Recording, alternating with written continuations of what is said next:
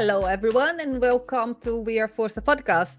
Today, we are going to talk to the painter and admin to the Forza Horizon 5 Livery Design group, Skogarmar Gaming. Hello. Hi. Hi, how you doing? Hi, I'm fine. What about you? Not too bad, thank you. Oh, good.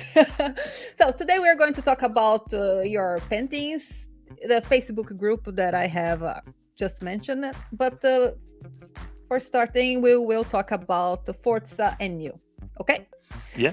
Yes. So, what's the what's the first Forza game you have ever played? I want to say it was Forza Horizon 1, and then I actually went on to like Motorsport 4 as well. Okay. But haven't played the Motorsport franchise really since. Okay. It's always been very much Horizon because I've always appreciated sort of open world racing games where you can explore a little bit more and you're not constrained to a track. Yeah. Did you play all Forza games, all five Forza Horizon games? Yeah, so I played all 5 of the Forza Horizon games. I did touch on Motorsport 7 as well, but I just couldn't get on with the mechanics of the game. I actually felt the older Motorsport games, the menus were a lot smoother and a lot quicker to do things on. I just felt they were better games. So the newer stuff, I am looking forward to 8 and see what they've done with it. But that'll decide whether I'm back on Motorsport and might be designing on there. But at the minute, I am solidly on Horizon. Yeah. Do you have a favorite Forza Horizon game? Oh, that's tough. That's tough. I mean, I'm enjoying 5. 5's great with the scenery. Taking photos and stuff in that Ekbalama area is brilliant. I love the idea of that. I knew a lot of the places in 4 because being from the UK, I was driving past places and seeing like Derwent Reservoir and thinking, I've been there. That's not far. That's not actually far from where I live and stuff. So that was cool. Australia was always good. I think there's a little bit of something from every Horizon game that's all I've always enjoyed. But I want to say maybe 4 or 5, maybe 4. I'm gonna go 4. Okay. Forza Horizon 4 is my favorite. Yeah, I used to be a drifter. I used to do a lot of drifting as well, and there's a lot of drift spots on there that were just nice to drift around. So you like the Fortune Island? Yeah, Fortune Island was a brilliant expansion for that. Expansion, Yeah, it was great. Are you enjoying Hot Wheels expansion again? That we have it again? Yeah, so I've played through that, completed that now. It's been good. It's been good fun. Something a little bit different to the last game. But yeah, no, it was really good. Really enjoyed it. A few nice little photo areas as well. So that's always good. And what's your favorite car? It can be in game or in real life, or both. To be fair, actually, my favorite car is in game. My all-time favorite car would probably be the Mitsubishi Evolution 6. I've loved it since I was a kid. The Rally Art livery has always been the Red Marlboro Rally Art livery has always been like iconic to me. But then I've always been brought up loving Jaguars because of my dad. So any Jaguar, Aston Martin, something like that, my dad's a big fan of. So I've always been a big fan of. But I've always, to be fair, I've always had a little bit of a soft spot for Lamborghini as well.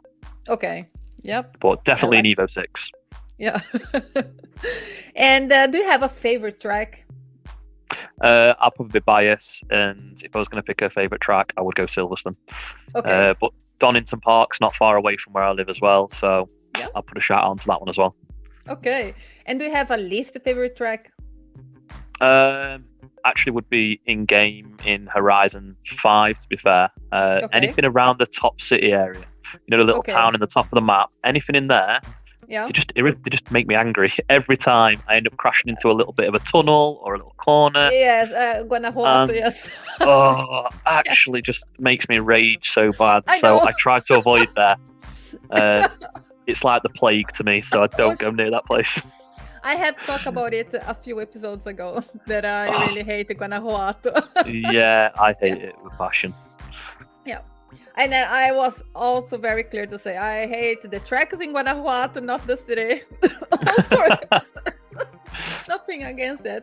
Okay. Yeah. And when did you realize that you liked the cars? That you were, I like cars. I want to know more about cars. I probably would have been sort of in school. I've probably been like 11-year-old.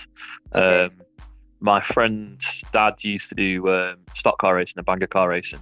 Yeah. So we used to go to a lot of local tracks and watch him do that, smashing into other people's cars. It was really fun. But we also used to go up to his yard where he kept his cars and help him strip them down. So taking all the seats out, taking all the windscreens out and everything putting all the roll cages in. Actually, got a little bit into mechanics and stuff with it. Okay. And it's never something I actually went on to do. I have a little bit of knowledge about it, but not a lot. I don't even drive. Okay. So Okay. I just like cars. Okay. Like I went to a car show recently and he was like, "Oh, what car you got?" And I was like, "Nothing. Don't Nothing? drive. I just like cars." But you don't drive because you don't have the driver's license, or you don't know how to drive? Okay. Yeah, I don't have a license. Okay. Okay. I can drive, just not legally. Okay, I understand. Yeah. Okay, you are not the first one that has been here that is in the same position than you.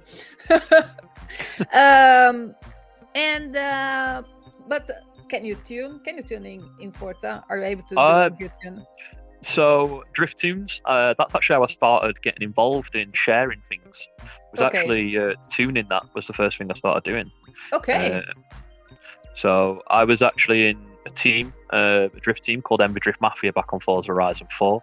And those guys are still going strong now in 5. One of the fellow admins of the livery page is actually the leader of Envy Drift Mafia. And there was a guy in there that taught me how to tune and do drift tunes. And I sort of started sharing those, and that's where I was getting a lot of my downloads from. And then the other guy who's the leader of that team is really well-known artist within the community. He started then going, maybe you should start looking at livery design. And I was like, no way, I am going near that. I've not got the skill for that. That is not where I need to be at. Okay. And now it's a question that maybe you need to think a little more. What does Forza mean to you? Like the community? To me, it's an escape. Okay. People have stuff going on in real life, you just come home from work one day and you just want to chill, and you just want to, sit there on the sofa and just chill out. And being able to play Forza or design on Forza, do anything on Forza is my way of chilling out. I will sit there with my girlfriend and we'll both sit there and she'll do a character on one of, she might do a Dragon Ball Z character in the Vinyl Creator. And I'll go, oh my God, I've got a really good idea for that. Let me put that in a car. So it's not just me that does the designing really. She puts bits in for me, like little characters and stuff. And then I'll then go, right, I've got a livery for this. And it's something we can do together. So, nice. That's and I've got loads of friends from it and stuff as well. I've got to know so many people and be part of so many amazing big communities and little communities. So it's been really nice. Yep. I love the Forza community, and that's why I have this podcast. There we go. Yeah. I want to know about everyone. Yeah, there's loads out there. Yeah. Okay, let's see now. Where does your game tag comes from? So I actually had my original gamer tag was Duckit. It was Duckit14. And then I changed it to Envy Duck when I was part of Envy Drift Mafia. And then I wanted to come away from the drift scene. I've stepped back. I'm not really part of any communities now other than the livery communities and stuff. And I don't really do much racing. I don't do any drifting. I just tend to load the game up to design. I'll do the festival playlists. I decided that I wanted to be sort of what I'd say is an outlaw. And I've been watching the Vikings TV show. And I very much had a love for Norse mythology and things like that. And I was watching the Viking TV show and they was on about Skogarmars and being the tree folk, the outlaws of the Viking community. And I was like, do you know what?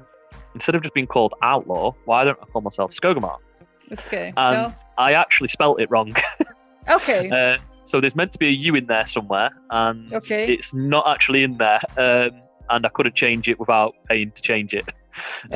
So I just left it as it was, and it's worked, and it's pronounced in God knows how many different ways. I've had Skogarmar. I've had people just find it impossible to pronounce. Yes. Yeah. But it's stuck, and it's got me to where I am now. So. Yeah, I know it's better sometimes just leave it how it is. Yeah. Yeah, I asked exactly. because it for me. I didn't watch Vikings the series, but Skogarmar sounds Scandinavian for me. Yes, it is. It is. I live in Norway, so yes, it does. It does very sound. Jealous. It's one place I want to visit. That is. It's a nice place to visit. You should. Yeah. And then that's why I asked. Maybe it was like your surname. So yep. So let's go to the next question. So you were talking like you were tuning, and then someone talked to you about making liveries, though. And so how did you start making liveries if you said no, not liveries? This is way too hard. Yeah. So I used to download a lot of other people's liveries, mainly the guy I was talking about, which is a guy called Oh Hell No. Gamer tags like Oh Hell No 89, and he does a lot of drift style liveries, and some of the things he does, the detail and the shading which he gets, I was just like, wow, this is next level. And I used a lot of his stuff, and he was like, come on, you should have a go at this. Everyone can do it, anyone can do it. And I'm like, no way. No. I'll just keep downloading them. And then in the team, there was a couple of people like myself who didn't have the confidence to do it, but he was trying to really get them involved. And then another guy was involved as well, a guy called Virtual Raps. I can't remember what he had his gamer tag as before, but he had it as something else. It's a guy called Dan Walton. And I've got then both these people going, come on, you can do it, you can get involved. And I'm like, no. And then, so they're really the sort of guys who taught me how to design liveries. And we was playing this game, which we called 10-5-3-1. Okay. Which one person picks 10 cars. They nominate a person and pick 10 cars. That person then gets them 10 cars down to 5 cars. Yeah. They give it back to the person who nominated them, then picks it down to 3 cars. And then you pick your final one, or vice versa, whichever way. In the end, you get from 10 cars that you might have wanted down to one that you actually didn't want at all. So you could be designing on a car that you really didn't want to do. Okay. And that person also picks the theme of that design. So it might even be a theme that you really don't want to do as well. Okay. And because I didn't want to do making all the little sponsor decals and stuff like that, I actually had a guy called Gaz, who's called Mr. Venom in game. Okay. He basically nominated me, and I ended up with, I want to say it was the Monte Carlo was the first car I designed on. Okay. And he picked NASCAR as the theme. Okay. Deliberately, so I had to design all these sponsorship decals. Oh. And I was like, oh, brilliant. No. So this is like, and I understood where he was coming from. It was the idea to really push me into it and to build up a decal database, which, now looking back, is such an important thing to have. Yeah. All these sponsors and stuff. So I got to work on this car. I took a lot of influence from NASCAR pictures on YouTube, and Google and things like that, and watched a lot of things to try and get this design together, and took a lot of idea for sponsors. And I ended up coming with this Monte Carlo design. It was a US Army style NASCAR Monte Carlo design.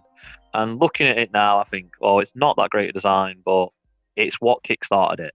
And from then on, we carried on playing the game, and then I carried on looking for more influence and started going into doing drift designs. Yeah. And it just all spiraled out of control from there, really.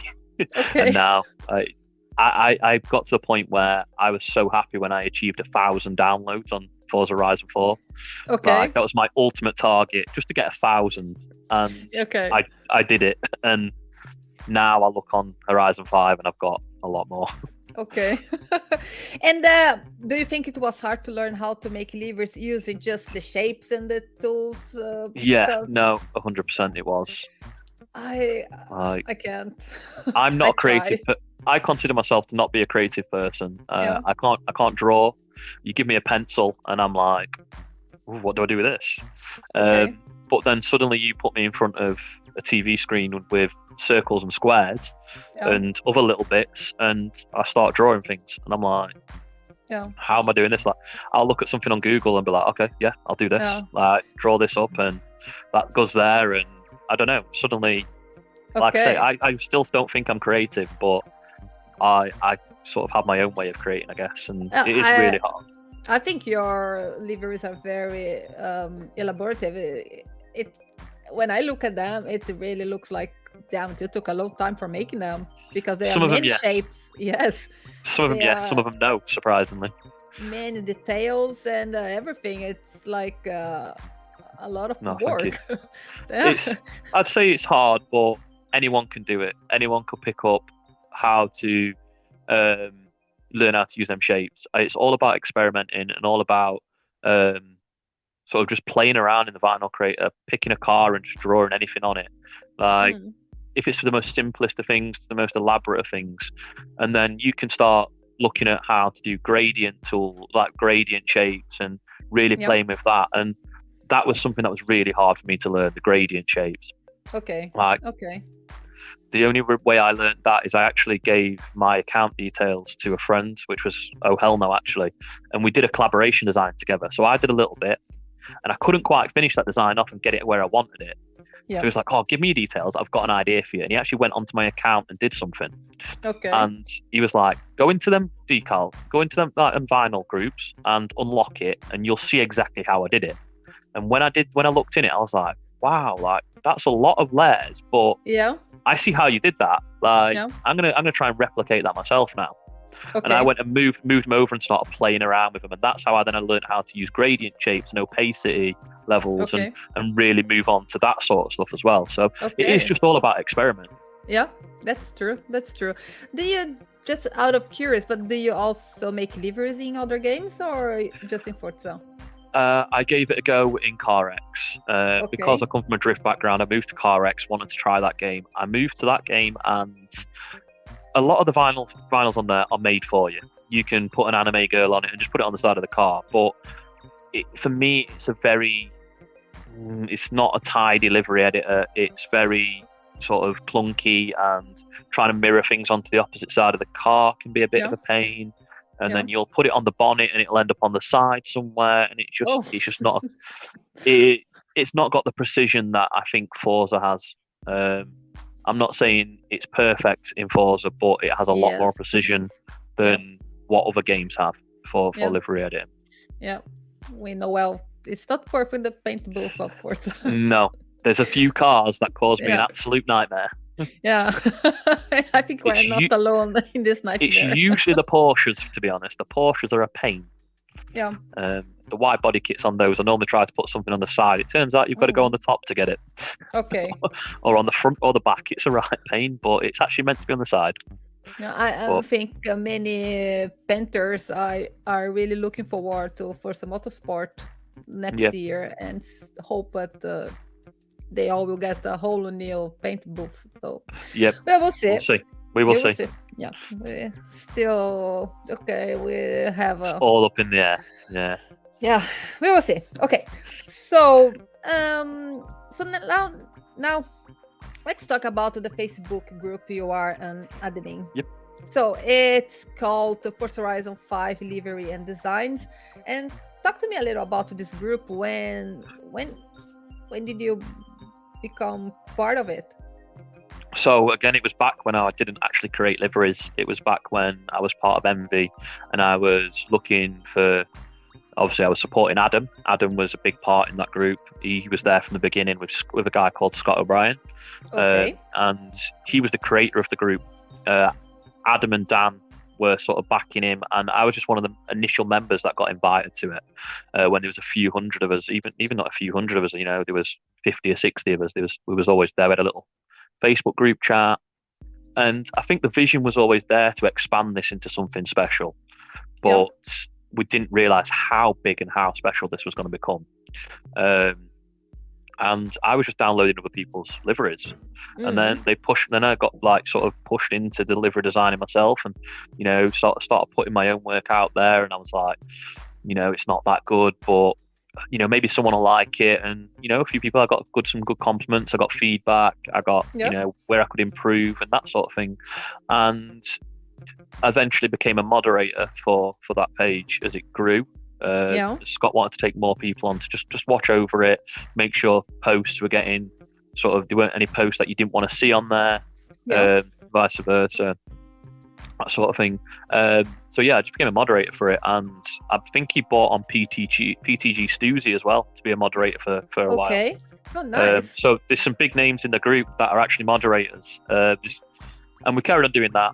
And then not long back, I bet it's only been a few months ago, I actually got made the admin of the group as well. Because I've been there from day dot. So the main admins are myself, Scott, and Adam. And then we have a moderator team around us as well, which is I bet there's a good 6 or 7 moderators around us as well. Just because of how big the group's grown. It's so difficult for just a couple of us to keep running it. It needs to be a big team. How many members are there in this we recently hit, I think, 6.1k, so 6,100. Many people. Not all livery designers. A vast majority are from all over the world, from all over different parts of the community. Racers, drifters, drag racers, you name it, they're in there. A lot of different styles. A lot of big names in there as well. All the PTG guys are in there. Snake Eyes is in there. We even got Quadro. Quadro joined our page and became part of the moderating group and the admin group. So he helps out there. He does gets involved a lot with us. There's a lot of people in there, and it's like I say, it's not just about being a livery creator, it's a content creator in general, to be fair, because we have people on there that'll create tracks, create tunes, event labs and stuff, photo booths, and we don't discourage that just because we're a livery page. We encourage every creator into that page. It just so happens our main base is liveries, because that's the background we come from when we created the group. So everyone is welcome. Everyone's welcome. If you're looking for a new fresh paint for your BMW or whatever, I'm sure someone's got one on there, or whatever car you're looking for. There's definitely something for all tastes. I will share the link to the Facebook group in the description of this video. So if you are watching and would like to join the group, please don't be shy. Just feel free to come and join us. We're all a friendly bunch, and we encourage people of all levels. So you could be at the level of the PTG guys, you could be just starting out. Share your designs. You're never going to get discouraged from it. You'll get more than encouraged by us members.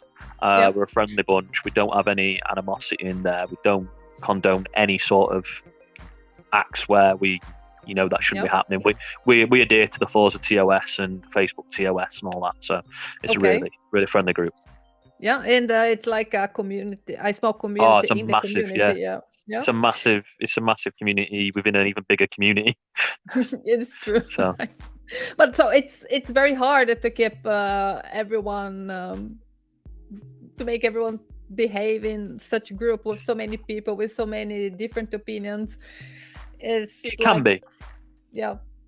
Because sometimes nowadays on the internet, if you don't agree with someone, it's almost a war, and it's horrible. So we have that job on, but that's the idea of having a big moderator team. We all have his own little roles. So one person, and I do a lot of the social media aspect of it. Scott does a lot of the sort of admin side of things, making sure the competitions are running smoothly. Then you get Adam doing sort of poster designs. Quadro joins in with that, and they do a lot of artwork for the page, logos and things like that to be used. And then we've got, like I say, the moderator team who are just, what a lot of them guys do, they'll put ideas forward, or they'll just be there making sure there's nothing happening that shouldn't be happening. They'll be joining in with the community, giving advice, posting things, liking things, sharing things. It sometimes can be challenging, but because I feel like we've got this group run really well, and there's a lot of people doing moderating it and things, it doesn't become that much of a challenge anymore. It does what it does. It runs itself almost now. It's really good. And you guys have also livery competitions that we are future in-game. How is the process of have an idea, a team? Let's say, this time we are going to make a competition about music. I think you guys had one about the bands or music or songs.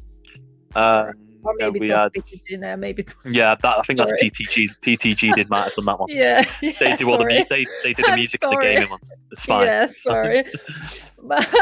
But how is the process? I mean, because with over 6,000 people in this group, I think you guys have very many entries, and it's probably hard to choose only 5. Yeah, so we got it to 6. We got it to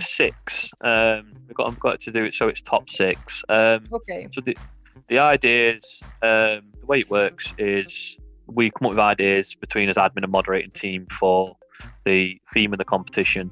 To be fair, we're pretty new to it. We've only just sort of started doing these really big competitions where they're featured in game and stuff. So I think we're on to, I want to say, our 4th or 5th now. Okay. So yeah, we're still relatively new to it. We're still finding his feet and what works best.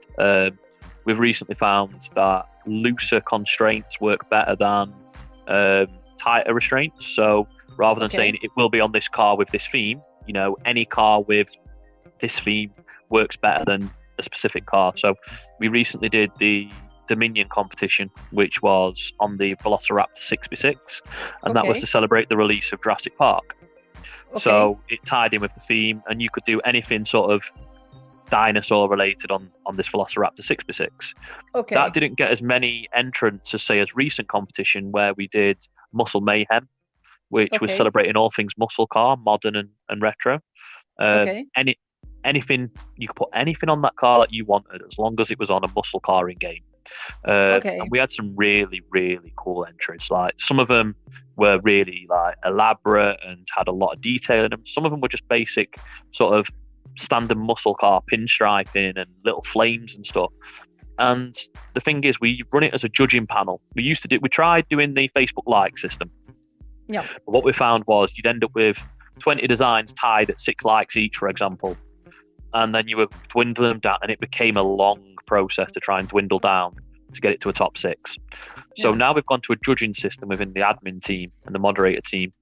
What we do is some of the admins and moderators may enter the competition, but they aren't allowed to judge because we want to keep it as fair as possible. So we've got a couple of moderators who straight up say, I'm not judging because I want to enter. Okay, not a problem. So they stay out of it. I entered once and stayed out of it, but now I love judging it so much that I don't enter as competitions. So yeah, at the minute we're doing the Le Mans one. We're in the process of judging that currently, and we always run from the 1st to the 22nd of each month.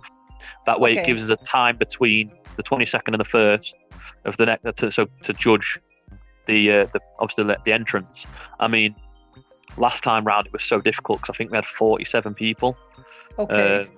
And trying to get that down to 6 people, 6 winners, is tough. So the way we do I can imagine it. we do a point-based system in the end. So I don't know, we'll each of us will rank our top 6. And they will be assigned points from 1 to 6. So I think the top one gets 10, the next one gets 9, and so on. I can't remember how we do it now. Like, that was Scott's input of that. And he's the math guy. Yeah, he's the guy that does all the calculating and working all the things. Yeah, and he put this in place, and then so what happens is we could sometimes get a couple that are tied on points. So then that one gets them 2 will get put up, and then we'll redistribute points again, and eventually we get down to a top 6. But like I say, it's a long process and a difficult process because there's so much amazing work out there that people are putting out, and I can imagine it. It's not just the top level guys. It's sometimes someone who's brand new to livery design that comes up with this crazy design, or it just fits the theme so well that you just go, actually, you know what, that guy's put like probably a lot of time and effort into that one, but then this guy's thought out what he's doing and he's fitted that theme. Like, it's not as detailed as that, but it just works. And sometimes they are the better designs. Like, simple sometimes works. Simple is better sometimes. I agree with you. I've done it myself. Less is more. One of my recent ones on the Forza Live Rev competitions, I got placed on that. First time I entered it, and I placed on it, and I looked at the car that I entered, and I was like, that's not even one of my favourites. That's not even one of my best designs. But that placed. So, and it was a simple Plymouth Hemi. with pinstriping and a bit of a muscle design on it, like with all the little lines and stuff like that. And it was in bright hot pink. Yeah. And it's not one of my most detailed designs at all. And but obviously the judges in the Forza, obviously it turned 10 and everything, saw something in it that I didn't. Yeah. So. I know. Are you talking about that one that there were many colors? It was Sorry, go on. It was in the Miata. Oh, the Miata. You've seen the Miata. That was on. That was featured on Forza Monthly. Yeah. Yes. Okay. That's I think was one of your first liveries that I saw, and then I remember. Yeah. That was actually that livery was a complete accident. Okay. Wow. Yeah. So I've done a few liveries that have been complete accidents and actually turned out to be some of my favourite ones, and some of my sort of the ones that have had a lot of attention. The Miata was one of those. Okay. I like that livery. I was doing that my mate was running a 24-hour gaming marathon that was taking part in for a charity.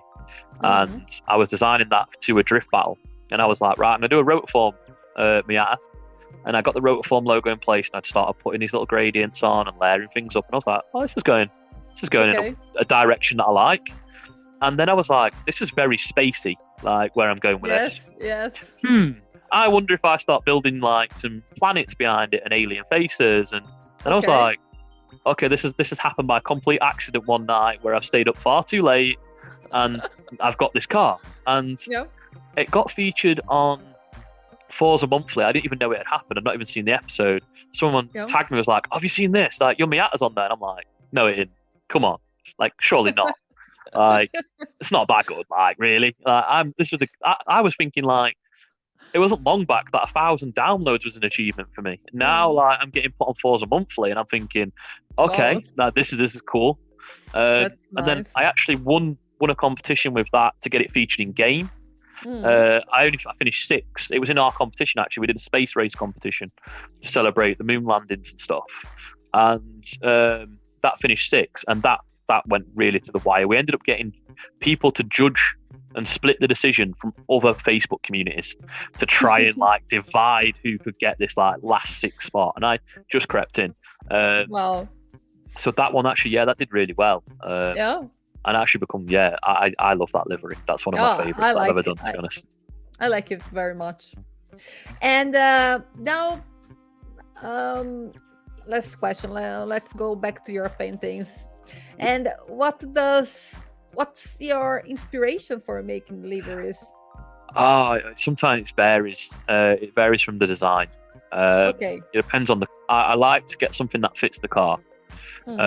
So if I'm doing a JDM car, to me, traditional Japanese artwork is always a brilliant thing to put on a JDM car, or something of a drift theme.